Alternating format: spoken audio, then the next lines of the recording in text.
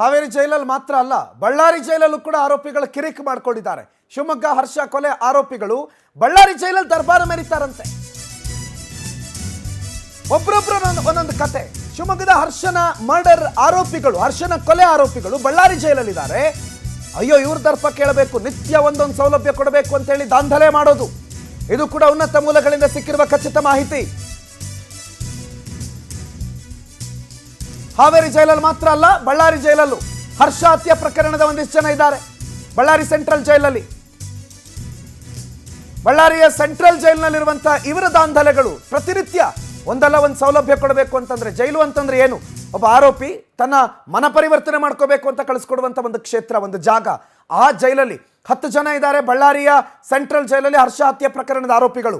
Central ಜೈಲಲ್ಲಿ ಜಿಲಾನ್, ಸೈಯದ್, ನಿಹಾಲ್ ಸೇರಿ 10 ಜನ ಆರೋಪಿಗಳಿದಾರಲ್ಲ, ಇವರ ದರ್ಪ ಇದೆಯಲ್ಲ, ಈ ದರ್ಪ ಯಾವುದಕ್ಕೂ ಕಡಿಮೆ ಇಲ್ಲ. ಇವರು ಕೂಡ ದಿನನಿತ್ಯ ನಂಗೆ ಅದು ಬೇಕು ಇದು ಬೇಕು ಅಂತ ದಾಂಧಲೆ ಮಾಡೋದು, ಬೇಕು ಬೇಕು ಅಂತ ಜೈಲ್ ಸಿಬ್ಬಂದಿಗೆ ಆವಾಜ್ ಹಾಕೋದು, ಅಧಿಕಾರಿಗಳ ಜೊತೆಗೆ ನಿತ್ಯ ಜಗಳ ಮಾಡ್ಕೊಳ್ಳೋದು, ಕಿರಿಕ್ ಮಾಡೋದು. ಈ ಜಿಲಾನ್ ಮತ್ತು ಸೈಯದ್ ಇವರಿಬ್ರೆ ಮೋಸ್ಟ್ ನಟೋರಿಯಸ್. ಪ್ರತಿನಿತ್ಯ ಒಂದಲ್ಲ ಒಂದೊಂದು ಕೇಳೋದು ಇವರಿಬ್ರೆ.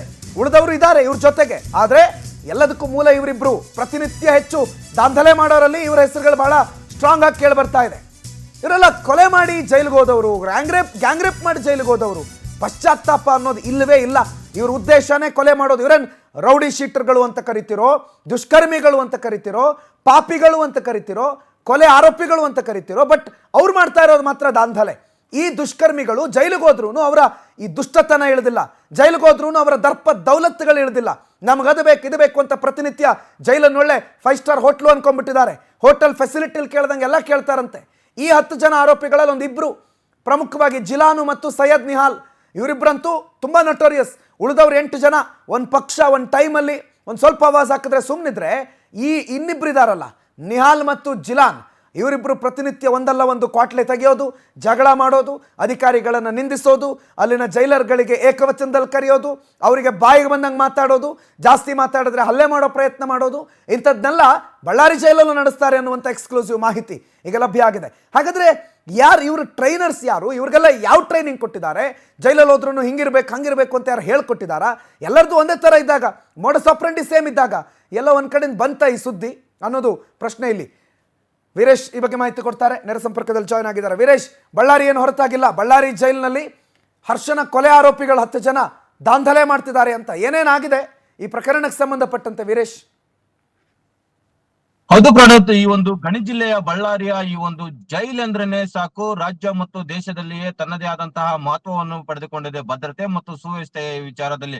ಆದ್ರೆ ಈ ಒಂದು ಶಿವಮೊಗ್ಗದ ಹಿಂದೂ ಪರ ಕಾರ್ಯಕರ್ತನಾಗಿರತಕ್ಕಂತಹ ಹರ್ಷ ಕೊಲೆಯ ಆರೋಪಿಗಳಾಗಿರತಕ್ಕಂತಹ ಈ ಒಂದು ಜಿಲಾನ್ ಮತ್ತು ಸೈಯದ್ ನಿಹಾಲ್ ಎನ್ನತಕ್ಕಂತಹ ಇಬ್ಬರು ಸಹ ಈ ಒಂದು ಜೈಲಲ್ಲಿ ದಾಂಧಲೆಯನ್ನು ಮುಂದುವರಿಸಿದ್ದಾರೆ. ಇವರನ್ನು ಈ ಸಾಧಾರಣ ಕೈದಿಗಳಂತೆ ಟ್ರೀಟ್ ಮಾಡಬೇಕು, ಅದೇ ರೀತಿಯಾಗಿ ಅವರಿಗೆ ಏನು ಬೇಕೋ ಪ್ರತಿಯೊಂದನ್ನು ಸವಲತ್ತು ಸಹ ಅನುಕೂಲ ಮಾಡಿಕೊಡತಕ್ಕಂತಹ ಕೆಲಸವನ್ನು ಅಲ್ಲಿನ ಈ ಒಂದು ಜೈಲ್ ಸಿಬ್ಬಂದಿಗಳು, ವಾರ್ಡರ್ಗಳು ಮಾಡಿಕೊಡಬೇಕಾದಂತಹ ಒಂದು ತಲೆನೋವು ತಲೆದೂರಿದೆ. ಕಾರಣ ಇಷ್ಟೇ, ಇದಕ್ಕೆಲ್ಲ ಮುಖ್ಯ ಕಾರಣ ಈ ಹಿಂದೆ ಈ ಒಂದು ಜೈಲಲ್ಲಿ ಗಾಂಜಾ ಸಪ್ಲೈ ಆಗೋದ್ರ ಬಗ್ಗೆ, ಇತರೆ ಬೇರೆ ಬೇರೆ ರೀತಿಯಾದಂತಹ ಹಫ್ತಾ ವಸೂಲು ಮಾಡೋದ್ರ ಬಗ್ಗೆ ಹಳೆ ವಿಡಿಯೋಗಳನ್ನು ಇವರು ಶೇಖರಿಸಿಟ್ಟುಕೊಂಡು ಅಲ್ಲಿನ ಅಧಿಕಾರಿ ವರ್ಗದವರನ್ನೇ ಬ್ಲಾಕ್ ಮೇಲ್ ಮಾಡುವಂತಹ ಕೃತ್ಯಕ್ಕೆ ಇವರು ಕೈ ಹಾಕಿದ್ದಾರೆ. ಇದರ ಜೊತೆಗೆ ಯಾವುದೇ ರೀತಿಯಾದಂತಹ ಸವಲತ್ತುಗಳನ್ನು ನೀಡದೇ ಇದ್ದಂತಹ ಸಮಯದಲ್ಲಿ ಮತ್ತು ಅಧಿಕಾರಿ ಬಳಿ ಹೋಗಬೇಕಾದ್ರೆ ಚೆಕ್ ಮಾಡಲು ಅವಕಾಶ ನೀಡದೇನೆ ನಿರಾಕರಿಸುವುದರ ಮೂಲಕ ಇವರು ಎಲ್ಲೋ ಒಂದು ಕಡೆ ತಮ್ಮ ಒಂದು ದರ್ಪವನ್ನು ಜೈಲಲ್ಲಿ ಸಹ ಮುಂದುವರಿಸಿದ್ದಾರೆ. ಜೈಲಿನ ಉದ್ದೇಶ ಏನಪ್ಪಾ ಅಂದ್ರೆ, ಯಾವುದೇ ರೀತಿಯಾದಂತಹ ಕೃತ್ಯವನ್ನು ಮಾಡಿರ್ತಕ್ಕಂಥ ವ್ಯಕ್ತಿಯನ್ನು, ಆರೋಪಿ ತರನೇ ನೋಡ್ಬೇಕು, ಅದು ಕೃತ್ಯವನ್ನಾಗಿಯೇ ನೋಡಬೇಕು. ಕೃತ್ಯ ಮಾಡಿರ್ತಕ್ಕಂಥ ವ್ಯಕ್ತಿಯನ್ನು ನಾವು ದೂಷಿಸಬಾರದು, ಕೃತ್ಯವನ್ನಷ್ಟೇ ದೂಷಿಸಬೇಕು. ಅಲ್ಲಿ ಕ್ಷಣಿಕವಾಗಿ ಏನೋ ಒಂದು ಶಿಕ್ಷೆ ಈ ಬುದ್ಧಿ ಕೈಯಲ್ಲಿ ಸಿಟ್ಟು ಕೊಟ್ಟಾಗ ಈ ರೀತಿಯ ಘಟನೆ ಆಗಿರ್ಬೋದು ಎಂದು ಇಲ್ಲಿ ಮನಪರಿವರ್ತನೆ ಮಾಡಿಕೊಳ್ಳುವಂತಹ ಮಂದಿರ ಎಂದು ಭಾವಿಸುತ್ತಾರೆ. ಆದರೆ ಇವರ ವಿಚಾರದಲ್ಲಿ ಆ ರೀತಿಯಾಗದೆ ಯಾವುದೋ ಒಂದು ಇವರು ಉದ್ದೇಶ ಪೂರ್ವಕವಾಗಿ ಕೊಲೆ ಮಾಡಿದ್ದಾರೆ. ಅದೇ ರೀತಿಯಾಗಿ ಈ ಕೊಲೆ ಮತ್ತು ಕೇಸು ಯಾವುದಕ್ಕೂ ಸಹ ನಮಗೆ ಭಯವಿಲ್ಲ ಎನ್ನುವಂತಹ ಮಟ್ಟದಲ್ಲಿ ಜೈಲ್ ಅಧಿಕಾರಿಗಳ ಜೊತೆನೆ ಕಿರಿಕಿಯನ್ನು ತೆಗೆದುಕೊಳ್ಳುವುದರ ಮೂಲಕ ತಮ್ಮ ದಾಂಧಲೆ ಮತ್ತು ರಂಪಾಟವನ್ನು ಮುಂದುವರಿಸುವುದರ ಮೂಲಕ ಈ ಒಂದು ಸಮಾಜಕ್ಕೆ ಏನ್ ನೀಡಬೇಕು ಅನ್ಕೊಂಡಿದ್ದಾರೆ, ಈ ಒಂದು ದರ್ಪದ ಮೂಲಕ ಮುಂದಿನ ದಿನಮಾನಗಳಲ್ಲಿ ಮತ್ತಷ್ಟು ಉಗ್ರವಾಗಿ ಇವರು ತಯಾರಾಗುವ ಮತ್ತು ಮತ್ತಷ್ಟು ರೀತಿಯಾದಂತಹ ಈ ಒಂದು ಕ್ರೈಮ್ ಕೃತ್ಯಗಳಲ್ಲಿ ಪಾಲ್ಗೊಳ್ಳತಕ್ಕಂತಹ ಮುನ್ಸೂಚನೆಯನ್ನು ಸಹ ನೀಡುತ್ತಿದ್ದಾರೆ. ಈ ಒಂದು ಪೊಲೀಸ್ ಖಾಕಿ ಯಾವುದೇ ಖಾಕಿ ಹಾಕಿಕೊಂಡಿದ್ರು, ಅವರು ಜೈಲರ್ ಆಗಿರ್ಬೋದು ಅಥವಾ ಹೊರಗಡೆ ಸಿವಿಲ್ ಪೊಲೀಸ್ ಆಗಿರ್ಬೋದು, ಖಾಕಿ ಎಂದ ಕೂಡಲೇ ಒಂದು ಸಮಾಜ ಸೇವೆ, ಅದಕ್ಕೆ ಪ್ರತಿಯೊಬ್ಬರು ಸಹ ತಲೆ ಬಾಗ್ತಾರೆ. ಆದ್ರೆ ಇವರು ಅಂತಹ ಖಾಕಿಗಳನ್ನೇ ಸಹ ಪ್ರಶ್ನೆ ಮಾಡುವುದರ ಮೂಲಕ ನಮಗೆ ಬೇಕೇ ಬೇಕು, ಕೊಡದೇ ಇದ್ರೆ ನಾವು ಮತ್ತೇನಾದ್ರೂ ಮಾಡ್ತೀವಿ ಗಿಮಿಕ್ ಅನ್ನೋ ಲೆಕ್ಕಕ್ಕ ವಿಚಾರಣೆ ಅವರನ್ನೇ ಪೊಲೀಸರನ್ನೇ ವಿಚಾರ ಮಾಡುವ ಹಂತಕ್ಕೆ ಇವರು ಹೋಗಿದ್ದಾರೆ. ಅಂದ್ರೆ ಇವರು ಬಳ್ಳಾರಿ ಜೈಲಲ್ಲೂ ಸಹ ಇವರು ಇರಲು ಆಗೋಲ್ಲ. ಈ ಹಿಂದೆ ಅವರು ಬೆಂಗಳೂರು, ಗುಲ್ಬರ್ಗಾ ಮತ್ತು ಈ ಹುಬ್ಳಿ ಜೈಲಲ್ಲೂ ಇದ್ರು. ಅವರ ದಾಂಧಲೆಯಿಂದ ಸಾಕಾಗಿ 10 ಜನ ಆರೋಪಿಗಳಲ್ಲಿ ಅಲ್ಲೊಂದಿಬ್ರು ಇಲ್ಲೊಂದಿಬ್ರನ್ನ ರೀತಿಯಲ್ಲಿ ಡಿವೈಡ್ ಮಾಡಿ ಕಳುಹಿಸಲಾಗಿದೆ. ಆದ್ರೂ ಸಹ ಈ ಒಂದು ಬಳ್ಳಾರಿ ಜೈಲಲ್ಲಿ ಈ ಒಂದು ಜಿಲಾನ್ ಮತ್ತು ಸೈಯದ್ ನಿಹಾಲ್ ಅನ್ನತಕ್ಕಂಥ ವ್ಯಕ್ತಿಗಳ ರಂಪಾಟದಿಂದ ಉಳಿದ ಕೈದಿಗಳಿಗೂ ಸಹ ಅಲ್ಲಿ ತೊಂದರೆ ಆಗ್ತಾ ಇದೆ.